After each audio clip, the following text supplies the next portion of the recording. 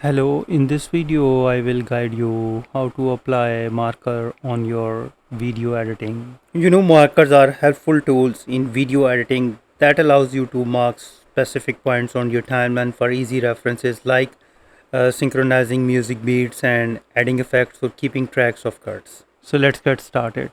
First you need to place your video to the timeline, and after that place your cursor to the point where you mark the marker. For example, I am placing marker here and you can see that there is a marker point. You just need to click on that and you can see that this point is mentioned here, and right click that.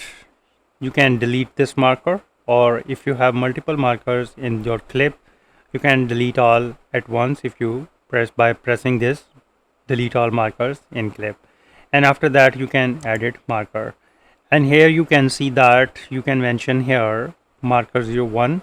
You can mention any point here. For example, you need to remember that cut here. You just type here cut here and you can change the marker color and click done.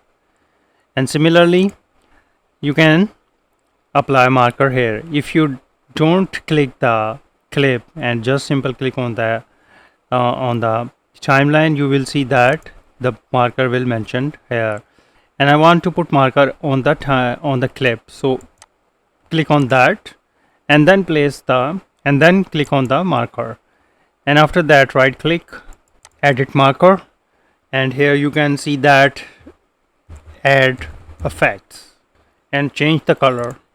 Similarly, another marker you can hit, you can just simply clicking M and that's all, and the marker is added. Right click and add marker, and you can add music and change the color. That's all done.